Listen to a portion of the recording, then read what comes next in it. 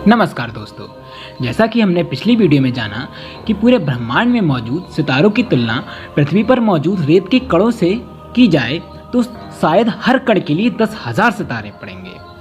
हम ये भी जानते हैं कि इतने सारे सितारे हैं तो उन सब में हमारे सूरज जैसे सितारे भी बहुत सारे होंगे, और जब इतने सारे सूरज जैसे सितारे हैं तो फिर हमारी जैसी पृथ्वी भी होंगी।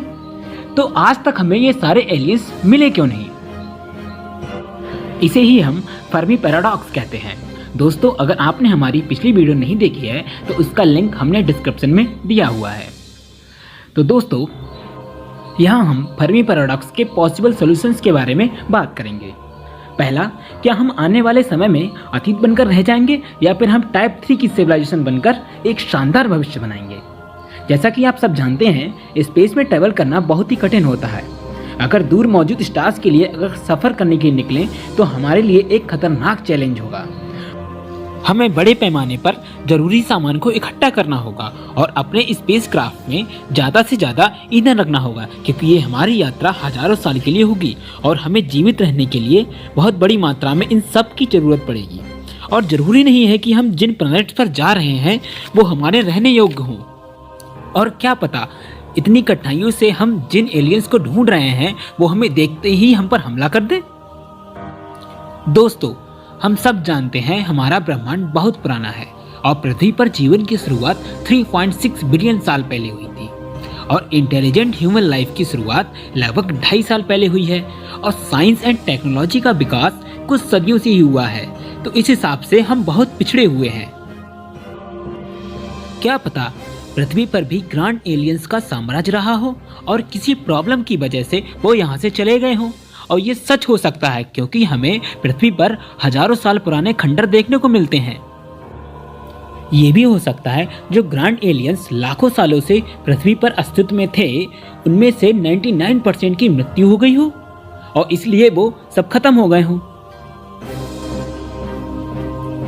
अब ये तर्क देना आसान है कि जल्द ही या बाद में हमारा भविष्य भी ऐसा हो सकता है कि इंटेलिजेंट लाइफ डेवलप होती है, कुछ सिस्टम्स तक फैलती है और ख़त्म हो जाती है, और ये बार बार होता रहता है। लेकिन कोई भी गैलेक्टिक सिविलाइजेशन कभी भी किसी से नहीं मिलती। तो शायद ये ब्रह्मांड में सितारों को देखने और आश्चर्यचकित करने के लिए एक यूनिफाइंग एक्सपीरियंस है कि हर कोई कहाँ है। लेकिन हमारे पास ऐसा कोई कारण नहीं है ये बात मानने के लिए एलियंस हमारी तरह होंगे या हमारे जैसा ही लॉजिक उन पर अप्लाई होता हो।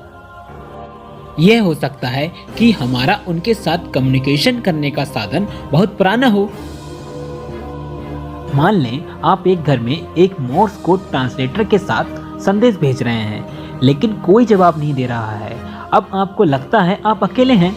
यही कारण हो सकता है कि हम अभी भी इंटेलिजेंट लाइफ के लिए टेबल के नीचे हैं और वो हमें देख नहीं पा रहे हैं। और जब तक हम सही तरीके से कम्युनिकेट करना सीखेंगे तब तक हम अकेले ही बने रहेंगे। और यहाँ तक कि यदि हम एलियन से मिलते हैं तो भी हम उनके साथ सही तरीके से बातचीत करने में सक्षम नहीं होंगे। हो सकता है हमारे द्वारा भेजे गए अंतरिक्ष में सिग्नल्स को एलियंस डिटेक्ट कर लें और वो दोस्ती करने या फिर हमें ख़त्म करने पृथ्वी पर आए।